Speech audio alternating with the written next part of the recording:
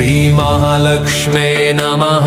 ॐ गं गणपतये नमः। ॐ श्रीमहालक्ष्म्ये नमः। ॐ गं गणपतये नमः। ॐ लक्ष्मी गं शरणं पद्मे।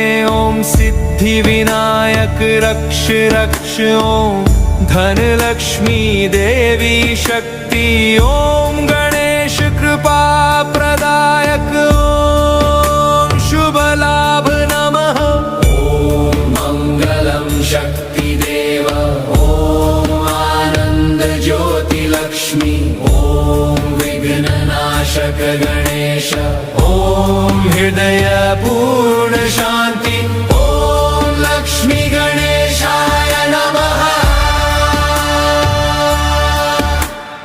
ॐ श्री महालक्ष्मी।